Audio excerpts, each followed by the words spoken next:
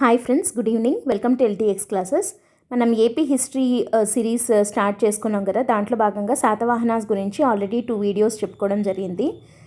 First AP history syllabus చెప్పుకున్నాము. And తర్వాత first chapter అయిన శాతవాహనాస్ స్టార్ట్ చేసి వాళ్ళకి సంబంధించిన ఇంపార్టెంట్ ఫ్యాక్ట్స్ కొన్నిటిని ఒక వీడియోలో, అండ్ శాతవాహనాస్కి సంబంధించిన హిస్టరీని మనం తెలుసుకోవాలంటే దానికి గాను ఉన్న సోర్సెస్ ఏమేమి ఉన్నాయి అని చెప్పి వాళ్ళ టైం నాటి ఇన్స్క్రిప్షన్స్, అవి చెప్పే ఇన్ఫర్మేషన్, కాయిన్స్, తర్వాత పురాణాల్లో శాతవాహనుల గురించి ఏమేమి ఉంది అదంతా కూడా మనం సెకండ్ వీడియోలో చెప్పుకోవడం జరిగింది. ఒకవేళ మీరు అవి చూడనట్టయితే ఫస్ట్ అవి చూడండి. అండ్ ఈరోజు మనము శాతవాహనాస్కి సంబంధించిన మిగతా సోర్సెస్, లిటరరీ సోర్సెస్ ఏం చెప్తున్నాయి అండ్ వాళ్ళ బర్త్ ప్లేస్ ఏది అన్న దాని గురించి హిస్టారియన్స్ యొక్క అభిప్రాయాలు ఏమేమి ఉన్నాయి అని చెప్పి ఈ వీడియోలో డిస్కస్ చేద్దాం. అండ్ కమింగ్ వీడియోస్లో పొలిటికల్ హిస్టరీ ఆఫ్ శాతవాహనాస్, దాంతోపాటు శాతవాహనుల టైంలో ఉన్న administration, society, religion, art and architecture, economy అన్నీ కూడా డిస్కస్ చేద్దాం. Okay, before going to start the session today ఒక important announcement from LTX classes ఏంటంటే, blockbuster year and offer కింద మీకు లోయెస్ట్ ఎవర్ ఫీకి APSC group 2 course with lifetime validity ఇవ్వడం జరుగుతుంది. సో ఏపీఎస్సి గ్రూప్ 2 కోర్స్ వచ్చేసి మీకు either prelims లేదా మెయిన్స్ తీసుకోవాలి అనుకుంటున్నట్టయితే యాక్చువల్గా 10,000, కానీ మీకు అది 15th డిసెంబర్ వరకు 7,000కే ఇవ్వడం జరుగుతుందన్నమాట. లేదా మీరు ఫుల్ కోర్స్ తీసుకోవాలి అని అనుకుంటున్నట్టయితే యాక్చువల్ ఫీ వచ్చేసి 15,000, కానీ మీకు అది 10,000కే ఇవ్వడం జరుగుతుంది టిల్ 15th డిసెంబర్. సో ఈ ఆఫర్ని యూటిలైజ్ చేసుకోండి. దీనికి సంబంధించి మీకు ఏదైనా శాంపుల్ వీడియోస్ కావాలన్నా, ఇంకేమైనా ఫర్దర్గా క్లారిఫికేషన్స్ కావాలన్నా you can contact this number or else you can visit the website ltxclasses.com. Okay, and దాంతోపాటు గ్రూప్ 2కి సంబంధించి టెస్ట్ సిరీస్ ప్రోగ్రామ్ కూడా డిజైన్ చేయడం జరిగింది ఎల్టీఎక్స్ క్లాసెస్ నుంచి ఫర్ ఇంగ్లీష్ మీడియం స్టూడెంట్స్. ఇది మీకు ప్రిలిమ్స్కి సంబంధించిన టెస్ట్ సిరీస్ ప్రోగ్రామ్ అనమాట. దీంట్లో టోటల్ 50 సెక్షనల్ టెస్ట్లు ఉంటాయి అండ్ 20 గ్రాండ్ టెస్ట్లు ఉంటాయి. దట్ కవర్స్ 4,500 MCQs కవర్ చేస్తూ ఈ టెస్ట్ సిరీస్ ప్రోగ్రామ్ డిజైన్ చేయడం జరిగింది. దీని యాక్చువల్ ఫీ వచ్చేసి 3,000 రూపీస్, కానీ దీని మీద ఇయర్ అండ్ ఆఫర్ కింద మీకు 90% డిస్కౌంట్ ఇవ్వడం జరుగుతుంది. So 3,000 rupees worth test series program you can get it only for 300 rupees.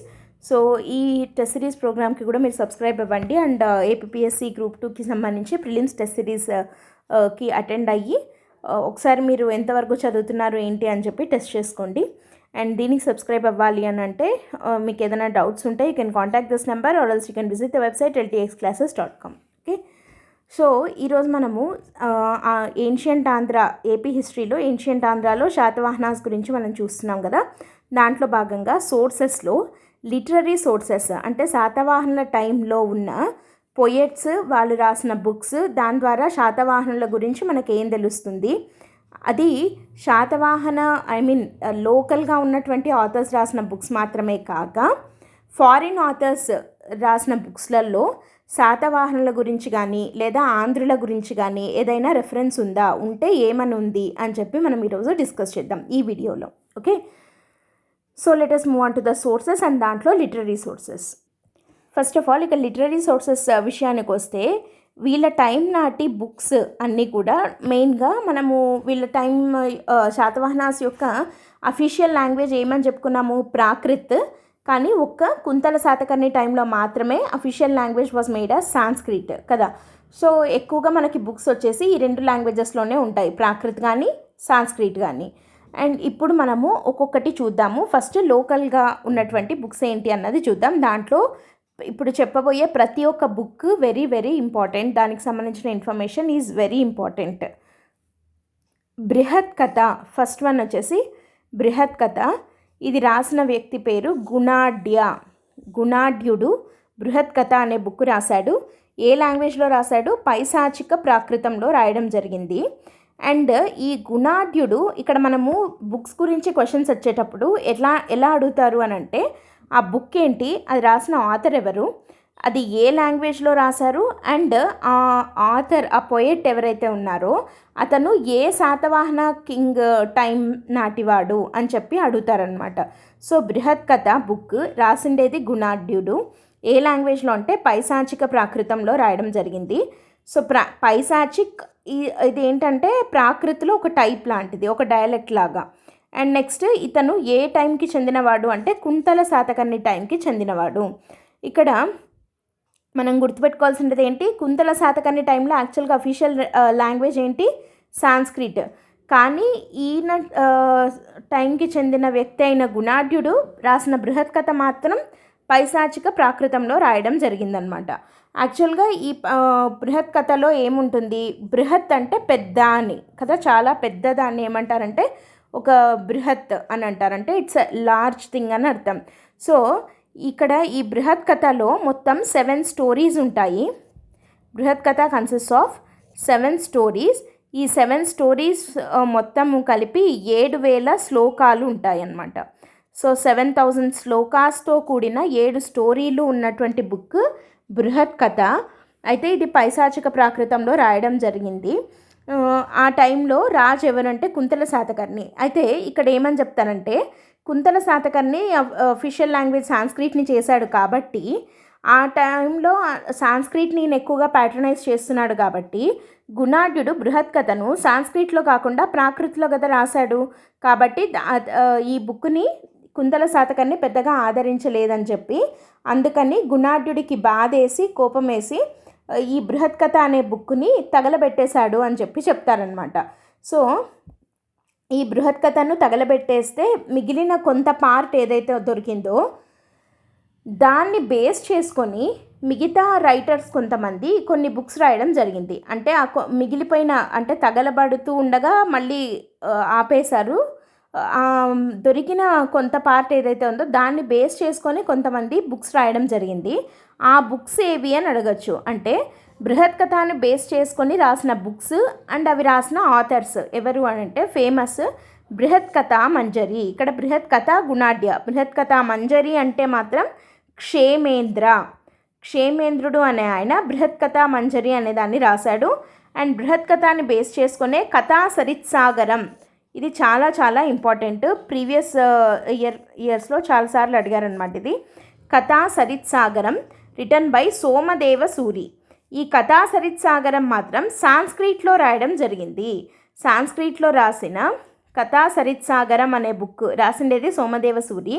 ఈ బుక్ దేన్ని బేస్ చేసుకొని రాశాడు అంటే బృహత్ కథని బేస్ చేసుకొని.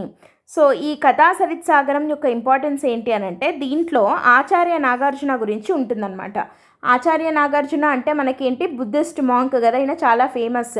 ఈ ఆచార్య నాగార్జున యజ్ఞశ్రీ శాతకర్ణి అనే శాతవాహన రూలర్ టైంకి కాంటెంపరీగా ఉన్నాడనమాట ఈ ఆచార్య నాగార్జున. ఈయన కోసమని యజ్ఞశ్రీ శాతకర్ణి నాగార్జున కొండ అనేది ఈయన పేరు మీదే వచ్చింది, ఆచార్య నాగార్జున పేరు మీద.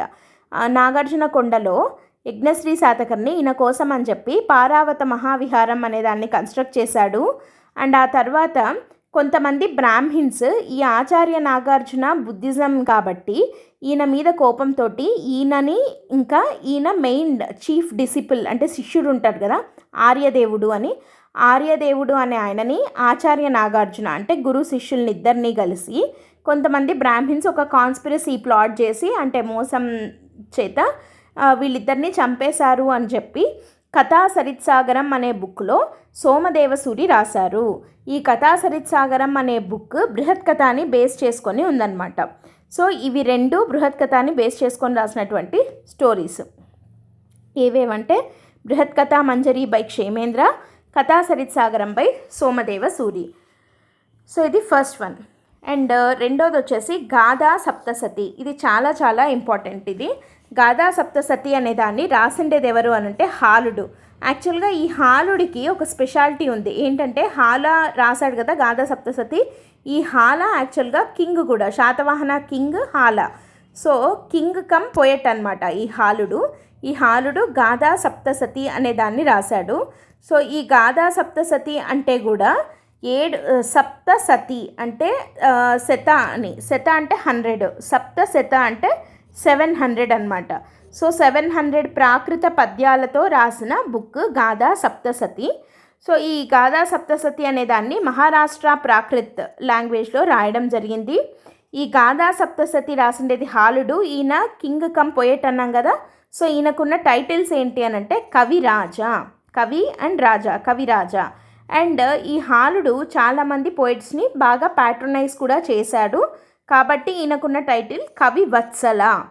కవివత్సలుడు, కవిరాజు అని ఎవరు అని అడిగితే శాతవాహనాస్లో హాలుడు అని చెప్పాలి. ఈ హాలుడు రాసిన బుక్ గాథా సప్తసతి.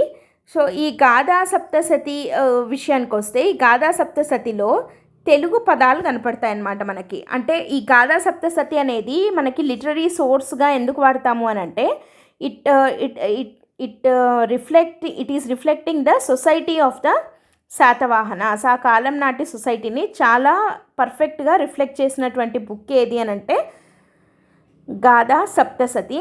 అండ్ దీంట్లో చాలా అద్భుతంగా మనకి విలేజెస్ని, తర్వాత నేచర్ని, దాన్ని చాలా బ్యూటిఫుల్గా వర్ణించడం జరిగింది. అండ్ ఇక్కడ ఏమడుగుతారు, ఒకసారి ప్రీవియస్ క్వశ్చన్ ఏమడిగారంటే, ఈ గాథా సప్తసతి బుక్ ఎవరి ప్రార్థనతో స్టార్ట్ అయింది అంటే, ఆ గాథా సప్తసతి అనే బుక్ రాయడంలో ఫస్ట్ ఇప్పుడు ఏదైనా ఒక దేవుడి పేరుని తలుచుకుంటూ అట్లా రాస్తారు కదా, అలా ఎవరి ప్రార్థనతో మొదలైంది ఇది అని అంటే శివుడి ప్రార్థనతో మొదలైంది. సో శివుడి ప్రార్థనతో మొదలైంది. దీన్ని బట్టి మనకి ఏం తెలుస్తుంది, రిలీజియన్ తెలుస్తుంది. శివుడి ప్రార్థనతో మొదలైంది అని అంటే హాలా టైంలో శైవిజం వచ్చింది బాగా అని చెప్పి మనకు తెలుస్తుంది. అండ్ హాలా ప్యాట్రనైజ్డ్ శైవిజం అని కూడా మనం అనొచ్చు, అంతే కదా. సో ఇట్లా ఇది ఈ రకంగా మనకి ఇవి సోర్సెస్గా ఉపయోగపడతాయి అన్నమాట. అండ్ ఇంకోటి ఏంటి, దీంట్లో ఈ గాథా సప్తసతి యొక్క ఇంకొక ఇంపార్టెంట్ థింగ్ ఏంటి అని అంటే, దీంట్లో కొన్ని తెలుగు వర్డ్స్ మనకి కనపడతాయి అన్నమాట ఫర్ ద ఫస్ట్ టైం. ఏంటవి అని అంటే అద్దం, అత్త, పొట్ట, అందం, ఇట్లాంటివి తెలుగు వర్డ్స్. అద్దం, అత్త, పొట్ట, అందం ఇట్లాంటి తెలుగు పదాలన్నీ ఫస్ట్ టైం మనకి గాథా సప్తసతి అనే బుక్లో కనపడతాయి, ఈ తెలుగు పదాలన్నీ కూడా మనకి. సో ఇది గాథా సప్తసతి యొక్క ఇంపార్టెన్స్ అనమాట. రాసిండేది హాలుడు, మహారాష్ట్ర ప్రాకృత లాంగ్వేజ్లో రాయడం జరిగింది. అండ్ నెక్స్ట్ థర్డ్ వన్ వచ్చేసి లీలావతి పరిణయం. ఈ లీలావతి పరిణయం అనేది రాసిన అతని పేరు కుతూహల, పైన ఏమో హాల, ఈయన పేరేమో కుతూహలుడు అనే ఆయన లీలావతి పరిణయం అనే బుక్ను రాయడం జరిగింది. ఇన్ విచ్ లాంగ్వేజ్ అంటే ప్రాకృత్. సో ఈ కుతూహలుడు లీలావతి పరిణయం అనే బుక్ రాశాడు అన్నాం కదా, దీని ఇంపార్టెన్స్ ఏంటి అని అంటే, ఈ లీలావతి పరిణయం అనే బుక్ ద్వారా ఈ శాతవాహనులు ఏ ఏరియా వాళ్ళు అనేది మనకు తెలుస్తుంది అనమాట. అది ఎలా తెలుస్తుంది అన్నది మళ్ళీ మనకు వస్తుంది. ఇక్కడ ఫస్ట్ ఆఫ్ ఆల్ అసలు ఈ లీలావతి పరిణయం అనేది దేని గురించి అని అంటే, ఎవరి లీలావతి అని అంటే, పరిణయం అంటే మ్యారేజ్.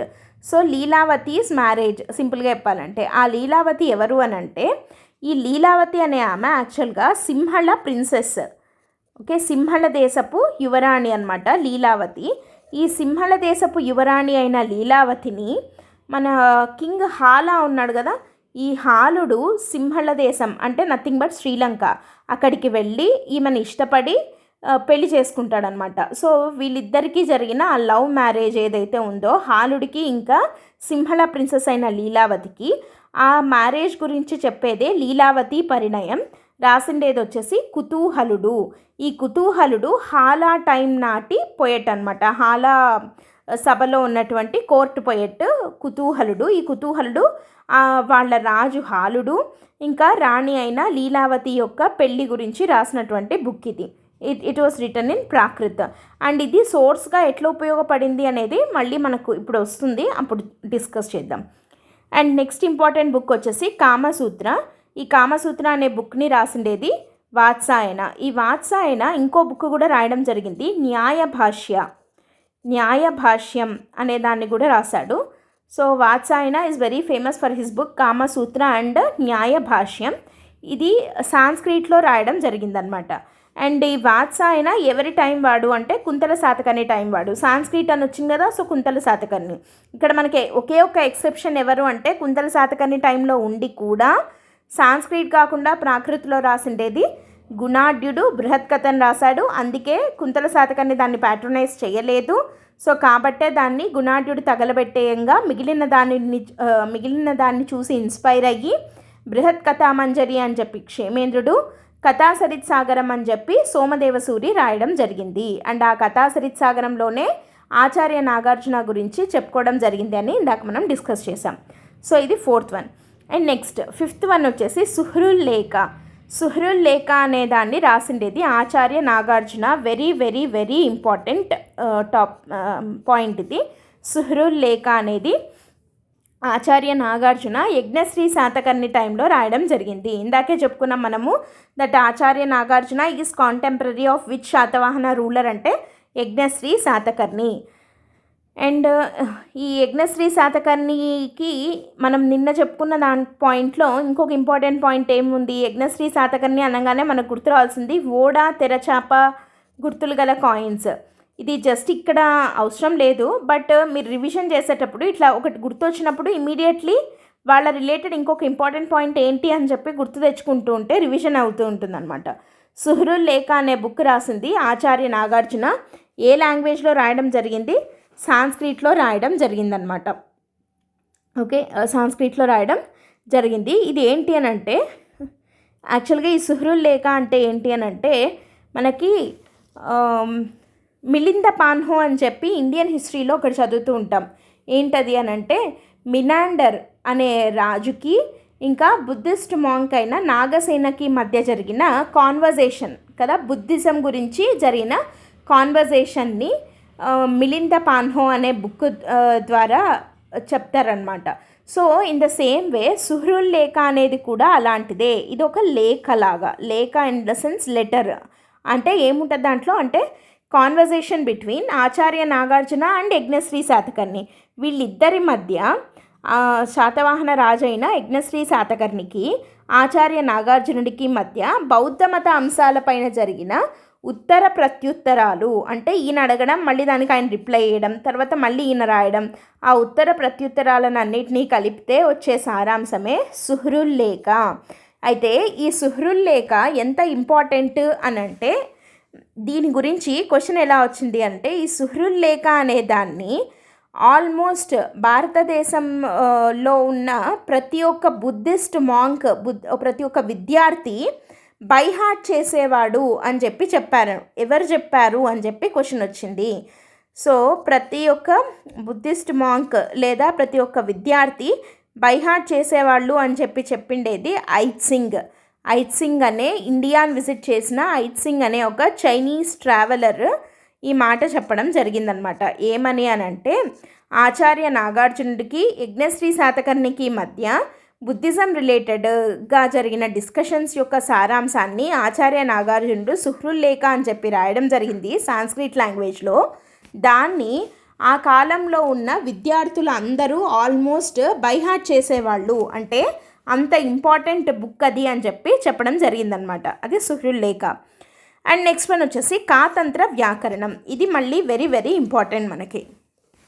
కాతంత్ర వ్యాకరణం అంటే ఈ బుక్కుని రాసిండేది వచ్చేసి సర్వవర్మ.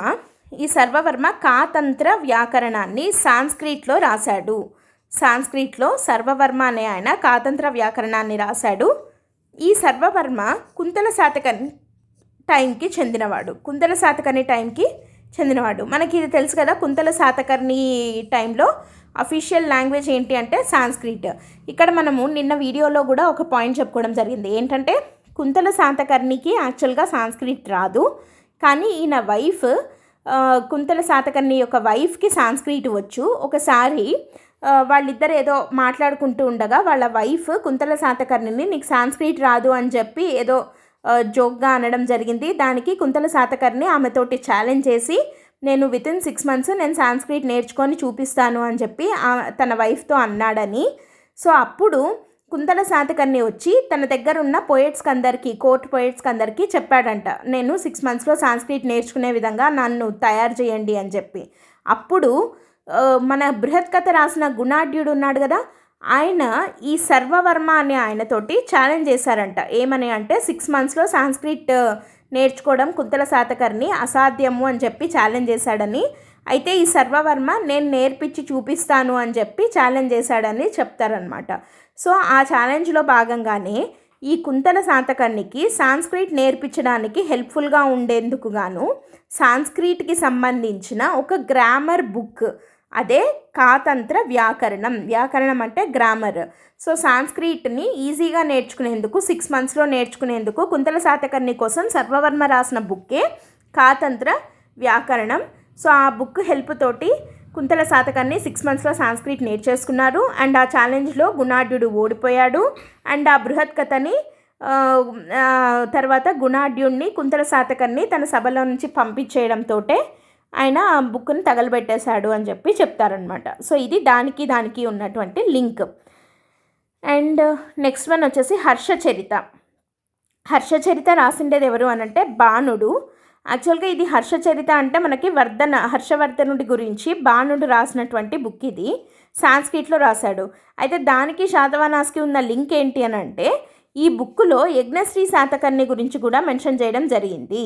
ఓకే, యజ్ఞశ్రీ శాతకర్ణి గురించి కూడా మెన్షన్ చేయడం జరిగిందనమాట. కాబట్టి హర్షచరితలో శాతవాహనాస్కి సంబంధించిన రెఫరెన్స్ కూడా ఉంది. హర్షచరిత రాసిండేది బాణుడు. అండ్ నెక్స్ట్ దీంతో లోకల్గా ఉన్నటువంటి ఆథర్లు వాళ్ళు రాసిన బుక్స్ అయిపోయాయి. ఏమేమి ఉన్నాయి? మొత్తం 7 books ఇంపార్టెంట్ ఉన్నాయి. ఏంటంటే బృహత్ కథ, అండ్ దీనికి సంబంధించిండేది బృహత్ కథ బై గుణాఢ్య, అండ్ దానికి సంబంధించిండే బృహత్ కథ మంజరి by Kshemendra, Katha Saritsagara by Somadevasuri, Gatha Saptasati by Hala, Lilavati Parinam by Kutuhala, Kamasutra and Nyaya Bhashyam by Vatsayana, Suhrullekha by Acharya Nagarjuna, Katantra Vyakaranam by Sarvavarma, Harshacharita by Bana. So ఇవి లోకల్గా ఉన్నటువంటి వాళ్ళు రాసినటువంటి books during the time of Satavahana period. And ఇప్పుడు ఫారిన్ ఆథర్స్ విషయానికి వస్తే న్యాచురల్ హిస్టరీ అనే బుక్ని ప్లినీ రాయడం జరిగింది ఇన్ లాంగ్వేజ్ లాటిన్ లాంగ్వేజ్లో ప్లినీ న్యాచురల్ హిస్టరీ అనేది రాశాడు. సో దీని ద్వారా మనకి ఏం తెలుస్తుంది అని అంటే మనకి ట్రేడ్ తెలుస్తుంది. యూరోపియన్స్ తోటి శాతవాహనాస్కు ఉన్నటువంటి ట్రేడ్ రిలేషన్స్ గురించి మనకి ఇక్కడ చాలా క్లియర్గా తెలుస్తుంది అనమాట. అంటే రోమ్కి ఇంకా శాతవాహనాస్కి మధ్య ఉన్నటువంటి ట్రేడ్ రిలేషన్స్ గురించి మనకి న్యాచురల్ హిస్టరీ చాలా క్లియర్గా చెప్తుంది. And next Periplus of Erythraean Sea దీన్ని తెలుగులో ఏమని అంటారంటే ఎర్ర సముద్రంపై నావికుని దినచర్య అని. ఈ పెరిప్లస్ ఆఫ్ ఎరిత్రియన్ సీ అనే దాన్ని ఎవరు రాశారో మనకి తెలియదు. ఒక అన్నోన్ ఆథర్, ఓకే, గ్రీక్ లాంగ్వేజ్లో రాయడం జరిగింది ఈ పెరిప్లస్ ఆఫ్ ఎరిత్రియన్ సీని. అయితే ఈ బుక్లో మనకి శాతవాహనాస్ గురించి ఏం తెలుస్తుంది అని అంటే అరికమేడు అండ్ కొడ్డూరా పోర్ట్స్ గురించి చాలా క్లియర్గా మెన్షన్ చేయడం జరిగింది. అరికమేడు పోర్ట్ ఇంకా కొడ్డూరా పోర్ట్ అంటే ఓడరేవు, ఈ 2 ఓడరేవుల గురించి అండ్ శాకాస్కి శాతవాహనాస్కి మధ్య ఉన్నటువంటి వార్స్, ఆ కాన్ఫ్లిక్ట్స్ ఉన్నాయి అనుకున్నాం కదా, వాటి గురించి ఈ పెరిప్లస్ ఆఫ్ ఎరిత్రియన్ సీ అనే బుక్లో మెన్షన్ చేయడం జరిగింది. అరికమేడు పోర్ట్ అండ్ కొడ్డూరా పోర్ట్ ఇది మళ్ళీ మనకి ఎకానమీలో వస్తాయి. ఈస్ట్ సైడ్ ఉన్నటువంటి పోర్ట్స్ అన్నమాట ఇవి. శాతవాహన టైంలో మనకు వెస్ట్కి వచ్చేసి బారుకచ్చా, సోపారా, కళ్యాణి. బారుకచ్చా అంటే గుజరాత్, బ్రోచ్ అంటాం కదా, ఇప్పుడు బ్రోచ్ అని అంటున్నాం. సో ఆ బ్రోచ్ అండ్ సోపారా వచ్చేసి మహారాష్ట్రలో ఉంటుంది. అండ్ కళ్యాణి వచ్చేసి కర్ణాటక రీజియన్కి సంబంధించి. ఆ 3 వచ్చేసి ఇట్లా వెస్ట్ సైడ్కి ఉన్నటువంటి పోర్ట్స్ అనమాట. వెరాజ్ ఈస్ట్కి వచ్చేసరికి మనకి అరికమేడు, కొడ్డూరా, కంటకశిల, ఇవన్నీ మైసోలియా, ఇవన్నీ ఈస్టర్న్ సైడ్ ఉన్నటువంటి పోర్ట్స్. వాటిల్లో అరికమేడు పోర్ట్ అండ్ కొడ్డూరా పోర్ట్ గురించి పెరిప్లస్ ఆఫ్ ఎరిత్రియన్ సీ అనే బుక్లో మెన్షన్ చేయడం జరిగింది. Arikamedu port is nothing but present day Pondicherry. ఇప్పుడు ఈ పాండిచ్చేరి అంటే అప్పట్లో దాన్ని అరికమేడు అని చెప్పి పిలిచేవాళ్ళు అనమాట. అండ్ కొడ్డూరా అంటే నథింగ్ బట్ ఇప్పుడు గూడూరు, నెల్లూరు గూడూరు అని అంటాం కదా. సో ఈ గూడూరుని ఒకప్పుడు కొడ్డూరా అని పిలిచేవాళ్ళు. కొడ్డూరే తర్వాత గూడూరుగా మారిందనమాట. ఈ 2 పోర్ట్స్ గురించి ఈ బుక్లో మెన్షన్ చేయడం జరిగింది. ఎవరు రాశారో తెలియదు ఈ బుక్ని. And next guide to geography అనే బుక్ టాల్మీ రాయడం జరిగింది. ఇక్కడ పీ సైలెంట్, టాల్మీ రాయడం జరిగిందనమాట. సో ఇక్కడ మనం ఇందాక చూసాము, ఈ బుక్లో కూడా మనకి ఇందాక చెప్పుకున్నాం కదా, Barukachha, Sopara and Kalyani ports west side ఉన్నాయి అని చెప్పి, and Maisolia port eastern side ఉంది. ఇది చాలా ఇంపార్టెంట్ పోర్ట్ ఆఫ్ శాతవాహనాస్ అని చెప్పి గైడ్ టు జాగ్రఫీ అనే బుక్లో టాల్మీ రాయడం జరిగింది. అయితే ఈస్టర్న్ సైడ్ ఉన్నటువంటి ఈ మైసోలియా అంటే ఏంటి? అధికమేడు అంటే పాండిచ్చేరి అన్నాం, కొడ్డూరా అంటే గూడూరు అన్నాం. మరి మైసోలియా అంటే ఏంటి అంటే నథింగ్ బట్ మన ప్రజెంట్ డే మచిలీపట్నం. మచిలీపట్నంనే ఏమని పిలుస్తారు అని అంటే మైసోలియా అని చెప్పి పిలుస్తారనమాట. మచిలీపట్నంని మైసోలియా అని చెప్పి పిలుస్తారు. ఇది చాలా చాలా ఇంపార్టెంట్ పాయింట్ అనమాట మనకి. ఈ మైసోలియా అనే పోర్టుని గురించి గైడ్ టు జాగ్రఫీ అనే బుక్లో టాల్మీ రాయడం జరిగింది. ఓకే, అండ్ తర్వాత నెక్స్ట్ వచ్చేసి సియూకి. సియూకి అంటే అర్థం ఏంటి అంటే బుద్ధిస్ట్ రికార్డ్స్, అంటే బుద్ధిజంకి సంబంధించినవి మాత్రమే. హుయాన్సాంగ్ రాశాడు ఈ సియూకిని. యాక్చువల్గా ఈ హుయాన్సాంగ్ని ప్రిన్స్ ఆఫ్ ట్రావెలర్స్ అని చెప్పి పిలుస్తారనమాట. ఈయన మెయిన్ ఇంటెన్షన్ ట్రేడ్ కోసమో లేకపోతే రాయబారం నడపడానికో లేకపోతే ఇంకోటి ఏదో చేయడానికో దేనికి రాలేదు. ఇతను ఇండియాకి వచ్చిన ముఖ్య ఉద్దేశం ఏంటి అని అంటే బుద్ధిజం రిలేటెడ్ ప్లేసెస్ అన్నిటినీ తిరిగి అండ్ ఆ బుద్ధిజంకి సంబంధించిన స్క్రిప్చర్స్ వాటిని కొన్ని తీసుకెళ్ళాలి అన్న ఐడియాతోటి Hiuen Tsang he came from China and he wrote a book called Siyuki. Siyuki అంటే అర్థం బుద్ధిస్ట్ రికార్డ్స్ అని చెప్పి. ఈయనను ప్రిన్స్ ఆఫ్ ట్రావెలర్స్ అని చెప్పి పిలుస్తారు. అండ్ ఇతను చాలా క్లియర్గా బుద్ధిజం ఇన్ ఆంధ్ర, శాతవాహనాస్ దాన్ని ఎట్లా ప్యాట్రనైజ్ చేస్తున్నారు అని చెప్పి క్లియర్గా ఈ సియూకి అనే బుక్లో మెన్షన్ చేయడం జరిగిందనమాట. And next last one indica. Indica అనే బుక్ రాసిండేది మెగస్తనీస్. ఈ మెగస్తనీస్ ఏంటి అని అంటే first foreign traveller to visit India. He came from Greek అనమాట. మెగస్తనీస్ తన ఇండికా అనే బుక్లో చాలా క్లియర్గా శాతవాహనాస్కి 30 ఫోర్ట్స్ ఉన్నాయని చెప్పి 30 కోటలు ఉన్నాయి అండ్ వీళ్ళ దగ్గర చతురంగ బలాలు ఉన్నాయి. వాటిల్లో ఇన్ఫాంట్రీ 1 lakh ఇన్ఫాంట్రీ ఉంది, 10,000 ఎలిఫెంట్స్ ఉన్నాయి, 8,000 క్యావెలరీ ఉంది అని చెప్పి చాలా క్లియర్గా మెన్షన్ చేశారనమాట. మనకి చెప్పుకున్నాం కదా ఆల్రెడీ, చతురంగ బలాలు అంటే రథ, గజ, తురగ, పదాతి అంటాం. సో అట్లా చతురంగ బలాలు ఉన్నాయి శాతవాహనాస్కి. దాంట్లో 1 lakh infantry, 10,000 elephants and 8,000 cavalry ఉన్నాయి అని చెప్పి మెగస్తనీస్ తన ఇండికా అనే బుక్లో మెన్షన్ చేయడం జరిగింది. అండ్ శాతవాహనాస్ కంట్రోల్లో 30 కోటలు 30 ఫోర్ట్స్ ఉన్నాయి అని కూడా చెప్పడం జరిగిందనమాట. సో ఇవి literary sources regarding Satavahanas. So ఈ సోర్సెస్ అన్నీ మనకు మళ్ళీ రిపీట్ అవుతూనే ఉంటాయి శాతవాహనాస్ చదివినంతసేపు. ఇక్కడ ఒక్కొక్క బుక్ అది ఆథర్ ఎవరి టైంలో రాశారు, ఏ లాంగ్వేజ్లో రాశారు అండ్ దాంట్లో ఉన్నటువంటి ఇంపార్టెంట్ కీ ఫ్యాక్ట్ ఏంటి అన్నది మనం బై హార్ట్ చేయాల్సి ఉంటుంది. ఇవి లిటరరీ సోర్సెస్ రిగార్డింగ్ శాతవాహనాస్. దీంతో sources to know about Satavahanas అనేది మొత్తం కంప్లీట్ అయ్యింది.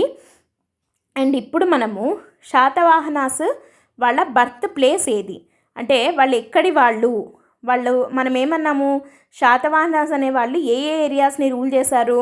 మహారాష్ట్ర, కర్ణాటక, తెలంగాణ, ఆంధ్ర అంటే ఇప్పుడు విడివిడిగా చూస్తే. సో ఈ ఏరియాని మొత్తం రూల్ చేశారు కదా. మరి అసలు వీళ్ళు ఏ ఏరియాకి చెందిన వాళ్ళు మహారాష్ట్ర నుంచి వచ్చి ఆంధ్రాలో సెటిల్ అయ్యారా, లేదంటే కర్ణాటక నుంచి వచ్చి ఆంధ్రాలో ఉన్నారా, లేదంటే వాళ్ళు ఆంధ్ర వాళ్ళేనా, ఇట్లా అని చెప్పి చాలా ఒక్కొక్క హిస్టారియన్ ఒక్కొక్క రకంగా చెప్పడం జరిగింది. ఎవరు ఏం చెప్పారు అన్నది మనకి క్వశ్చన్గా అడుగుతారు. సో ఇక్కడ చూస్తే ఫస్ట్ వీళ్ళు కర్ణాటక వాళ్ళు, శాతవాహనాస్ అనేవాళ్ళు కర్ణాటక వాళ్ళు అని చెప్పి ఎవరు అంటున్నారు? కర్ణాటక వాదం అంటారనమాట. ఇది వినిపించిండేది ఎవరు అంటే విఎన్ సుక్తంకర్ అనే ఆయన Satavahanas they are from Karnataka అని చెప్పి చెప్పడం జరిగింది. ఈయన ఎందుకు చెప్పారు అలా అనంటే దీనికి సోర్స్ ఏంటి అని అంటే మనకి మ్యాకధోని శాసనం అని చెప్పి పులమావి 3 అంటే లాస్ట్ రూలర్ ఆఫ్ శాతవాహన టైంలో మ్యాకధోని శాసనం అని చెప్పి ఇష్యూ చేశాడు. అది మనకి కర్ణాటకలోని బళ్ళారిలో దొరికింది. అండ్ దాంట్లో డౌన్ఫాల్ ఆఫ్ శాతవాహనాస్ గురించి, తర్వాత గుల్మిక అనే పదం గురించి ఉంది అని చెప్పి చెప్పుకున్నాం కదా మనం ఆల్రెడీ. ఆ మ్యాకధోని అనే శాసనంలోనే శాతవాహన రట్టి అనే పదం ఉంది. శాతవాహన రట్టి అంటే ఇట్స్ అ కన్నడ వర్డ్ అనమాట. అండ్ మనకు దాంతోపాటు మనకి మ్యాకధోని అనేది శాసనం దొరికిండేది ఎక్కడ? బళ్ళారిలోనే. సో కాబట్టి వీళ్ళు కర్ణాటక ఏరియా వాళ్ళు అని చెప్పి సుక్తంకర్ గారు చెప్పడం జరిగింది. అండ్ దాంతోపాటు హిరహడగల్లి inscription of Pallava king Shivaskandavarma అనే పల్లవ కింగ్ హిరహడగల్లి అనే ఇన్స్క్రిప్షన్ని వేయించాడు. దాని ప్రకారం కూడా శాతవాహనులు కర్ణాటక వాళ్ళు అని చెప్పి ఈయన చెప్పారు. కాబట్టి Satavahanas belong to Karnataka region అని చెప్పి విఎన్ సుప్తాంకర్ గారు చెప్పడం జరిగింది. కానీ ఇది తప్పు వాదము అని చెప్పి కొట్టిపడేసిండేది ఎవరు అనంటే గోపాలాచారి గారు కొట్టేయడం జరిగిందనమాట. సరే, ఇంకా నెక్స్ట్ ఏం ఏరియా? విదర్భ ఏరియా. సో శాతవాహనాలు విదర్భ ఏరియాకి చెందిన వాళ్ళు అని చెప్పి వివి మిరాసి గారు చెప్పడం జరిగింది. సో ఈయన ఏ బేసిస్ మీద చెప్తున్నారు వీళ్ళు విదర్భ ఏరియా వాళ్ళు అని అంటే, మనకి గౌతమిపుత్ర శాతకర్ణికి ఒక బిరుదు ఉందన్నమాట. అదేంటి అనంటే బెనకటక స్వామి అని. బెనకటక స్వామి అని బిరుదును బట్టి వివి మిరాసి అనే ఆయన ఏమంటున్నారంటే ఈ శాతవాహనులు విదర్భ రీజియన్కి చెందిన వాళ్ళు అని అంటున్నారు. ఏంటది అనంటే బెనాకటక స్వామి అని అంటే ఎందుకు వచ్చింది ఈ బిరుదు అనంటే, మనకి విదర్భ ఏరియాలో కన్నాబెన్నా నది అని చెప్పి ఒకటి ఉంది.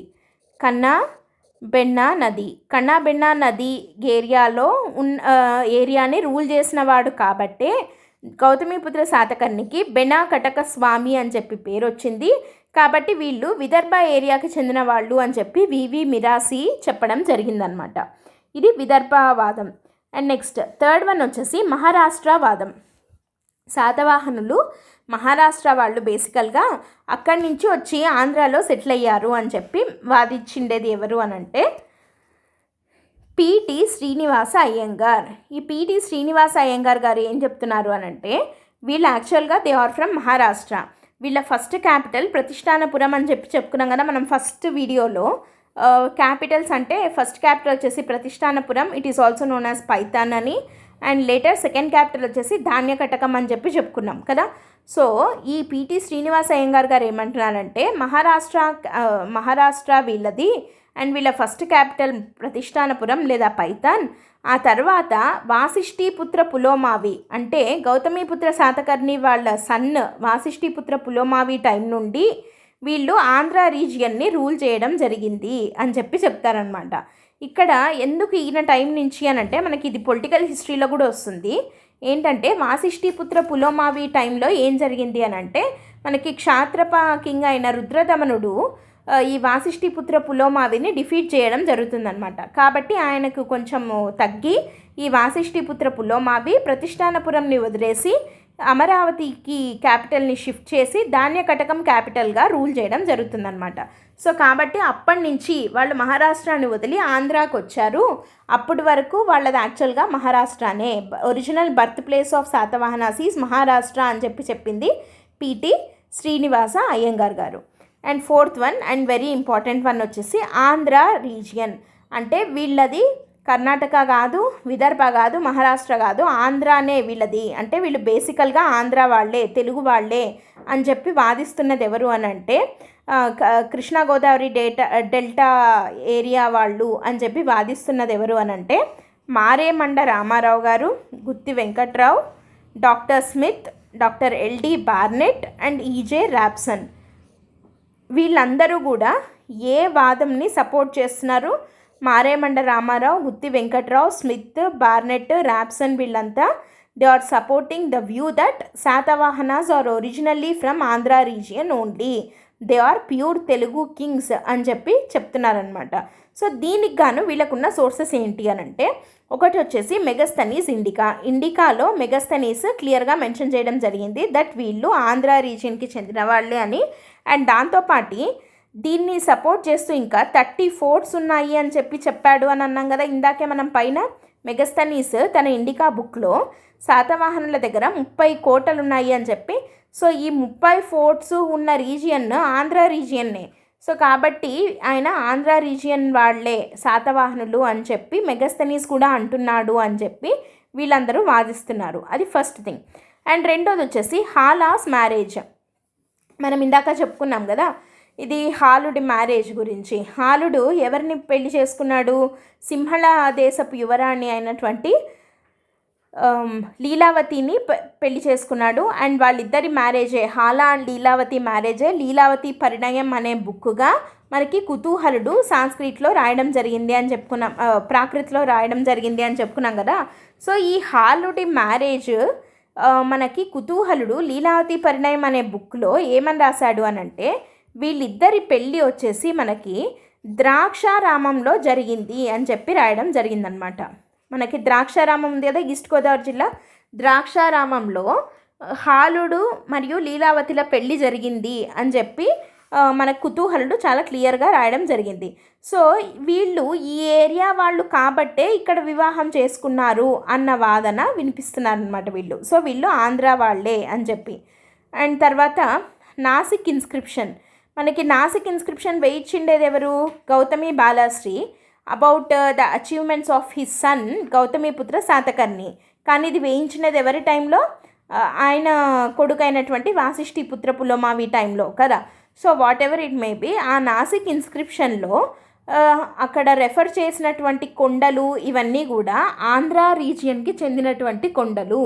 సో కాబట్టి Nasik inscription reference to the mountains belongs to Andhra region కాబట్టి, అంటే గౌతమిపుత్ర శాతకర్ణి టైంలోనే వాళ్ళ ఆంధ్ర రీజియన్లోనే ఉన్నారు కాబట్టి వీళ్ళది ఆంధ్రానే అన్న వాదన వినిపిస్తున్నారు అనమాట. సో ఇది ఆంధ్ర అంటే. ఇప్పుడు ఏమేమి చూసాం మనము? వీళ్ళు కర్ణాటక వాళ్ళు అని సుక్తంకార్ గారు, కాదు విదర్భ వాళ్ళు అని మిరాసి, అండ్ మహారాష్ట్ర వాళ్ళు అని చెప్పి పిటి శ్రీనివాస అయ్యంగార్, కాదు ఆంధ్ర రీజియన్ కృష్ణా గోదావరి డెల్టా వాళ్ళు అని చెప్పి Maremanda Ramarao, Gutti Venkatrao, doctor Smith, Barnett and Rapson వీళ్ళందరూ వాదించడం జరిగింది. వీటన్నిటిలోకి మరి ఏది కొంచెము లాజికల్గా కరెక్ట్గా ఉంది అని అంటే ఆంధ్రవాదమే కరెక్ట్గా ఉంది. ఓకే, ఆంధ్ర వాదమే మనం, అంటే వీళ్ళు ఏ ఏరియా వాళ్ళు అని చెప్పి ఫైనల్గా మనం కన్క్లూషన్కి రావచ్చు అని అంటే, లాజికల్గా చూస్తే అన్ని వాదాల కన్నా ఆంధ్రవాదం కొంచెం గట్టిగా తెలుస్తోంది అనమాట. సో కాబట్టి శాతవాహనులు తెలుగు వాళ్ళే అని చెప్పి తెలుస్తోంది. అండ్ వీళ్ళకు ఉన్నటువంటి పేర్లు ఎవరు ఏ రకంగా రెఫర్ చేశారు శాతవాహనాస్ని అంటే, ఆంధ్ర భృత్యులు అని అన్నది వివి మిరాసి అండ్ ఆర్జే బండార్కర్. ఆర్యులు అని చెప్పి బిఎస్ఎల్ హనుమంతరావు గారు అన్నారు. అండ్ ఆర్యులు అంటే బిలాంగ్స్ టు అస్సక లేదా అస్మక జనపద. ఈ అస్మక జనపదం అనేది చాలా చాలా ఇంపార్టెంట్. అస్సక లేదా అస్మక మహాజనపదం అనేది మనకి టోటల్గా 16 మహాజనపదాస్ ఉన్నాయి కదా. ఈ 16 మహాజనపదాస్లో సౌత్ ఇండియాలో ఉన్నటువంటి ఏకైక మహాజనపదం ఏది అని అంటే అస్మక మహాజనపదం లేదా అస్సక మహాజనపదం. 16 మహాజనపదాస్లో మనకి ఇట్లా ఉంటే Vindhya mountains it divides India into north India and south India కదా. సో ఈ వింధ్యా మౌంటైన్స్ పైననే మనకి ప్రతి మహాజనపదం ఉంది 16లో, ఒక్క అస్మక మహాజనపదం తప్ప. మరి ఈ అస్మక మహాజనపదం అంటే ఇప్పుడు ఏ ఏరియా అంటే, ఇప్పుడు నిజామాబాద్ ఏరియా ఏదైతే ఉందో అది అస్సక మహాజనపదం లేదా అస్మక మహాజనపదం. సో వీటిని రూల్ చేసినటువంటి వాళ్ళు శాతవాహనులు, వాళ్ళు ఆర్యులు అని చెప్పి బిఎస్ఎల్ హనుమంతరావు గారు అన్నారనమాట. అయితే ఇక్కడ మరి ఆంధ్ర అంటే ఏంటి, శాతవాహన అంటే ఏంటి, శాతకర్ణి అంటే ఏంటి అని అంటే మనకి కేఏ నీలకంఠ శాస్త్రి గారు చాలా క్లియర్గా చెప్పడం జరిగింది. ఏమని అనంటే, ఆంధ్ర అనేది ఒక జాతి పేరు, శాతవాహన అనేది ఒక రాజ్య వంశం. శాతవాహన డైనాసిటీ అంటాం కదా. శాతవాహన అనేది ఒక రాజ్య వంశము, ఆంధ్ర అనేది ఒక జాతి, ఒక రేస్. శాతకర్ణి అనేది ఇంటి పేరు. ఇప్పుడు మనకి ఇంటి పేరు ఉంటుంది, ఒక డైనాసిటీ ఒక వంశం ఉంటుంది, వంశం పేరు ఉంటుంది అని జాతి పేరు. అట్లా మనది ఆంధ్ర జాతి, వీళ్ళది శాతవాహన రాజ్య వంశం, అండ్ శాతకర్ణి అనేది ఇంటి పేరు అని చెప్పి కేఏ నీలకంఠ శాస్త్రి గారు చెప్పడం జరిగిందనమాట.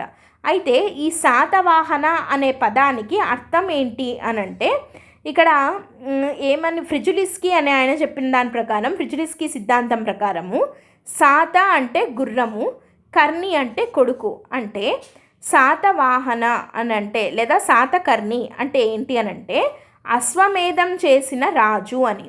శాతకర్ణి అనంటే శాత అంటే అశ్వమేధం చేసిన, అశ్వమేధ యాగం అని చేస్తారు కదా, గుర్రాన్ని వదిలి అది ఎంత ఏరియా అయితే వెళ్తుందో అక్కడున్న రాజులందరినీ ఓడించుకుంటూ ఆ ఏరియాస్ అన్నీ ఒకే రాజు కిందికి వెళ్ళిపోతాయి. సో అట్లా అశ్వమేధ యాగం చేసిన రాజు యొక్క సంతతి అని. శాతకర్ణి అంటే కర్ణి అంటే కొడుకు అని. సో అశ్వమేధ యాగం చేసిన రాజు యొక్క సంతతే వీళ్ళంతా అని చెప్పి చెప్పుకోవడానికి శాతకర్ణి అని చెప్పి వెనకల పెట్టుకున్నారు పేరు, ఇంటి పేరు అని చెప్పి ఫ్రిజులిస్కి చెప్పడం జరిగిందనమాట. సో ఇది శాతవాహన అని అంటే అర్థం అనమాట. ఓకే, సో ఇవి మనకి sources of Satavahana Kings and వాళ్ళ బర్త్ ప్లేస్, దాని గురించిన వాదనలు, ఎవరెవరు ఏమేమన్నారు, అండ్ అసలు ఆంధ్ర అంటే ఏంటి, శాతవాహన అంటే ఏంటి, శాతకర్ణి అంటే ఏంటి అని చెప్పి మనం ఈ వీడియోలో డిస్కస్ చేసుకున్నాం. అండ్ నెక్స్ట్ వీడియోలో మనం పొలిటికల్ హిస్టరీ ఆఫ్ శాతవాహనాస్ గురించి డిస్కస్ చేద్దాం. Okay, before going to end the session today ఒక ఇంపార్టెంట్ అనౌన్స్మెంట్ ఏంటంటే, blockbuster year end offer కింద ఏపీఎస్సి ఇన్ఫినిటీ ప్రోగ్రామ్, అంటే that includes both group 1 and group 2. దీని యాక్చువల్ ఫీ వచ్చేసి 30,000, కానీ మీకు 20,000కే 1 year వ్యాలిడిటీ తోటి ఇవ్వడం జరుగుతుంది. అండ్ ద సేమ్ కోర్స్ 30,000కే మీకు లైఫ్ టైమ్ వ్యాలిడిటీ తోటి ఇవ్వడం జరుగుతుంది అనమాట. అండ్ ఈ offer valid till 15th December. So for more details regarding this, you can contact this number or else you can visit the website ldxclasses.com. And దాంతోపాటు only AP specific subjects అయిన AP economy, AP history, bifurcation, geography, ఈ 4 topics only AP pack లాగా మీకు ఇవ్వడం జరుగుతుంది. That will be useful for both group 1 and group 2. So ఇది actual fee వచ్చేసి 10,000, కానీ మీకు 50% డిస్కౌంట్ తోటి 5,000కే ఇవ్వడం జరుగుతుంది. That to with life time validity అనమాట. సో ఇది కూడా 15th December వరకు మాత్రమే valid. For more details, you can contact this number or else you can visit the website ldxclasses.com. That's it for today. Thanks for listening. All the best. Bye.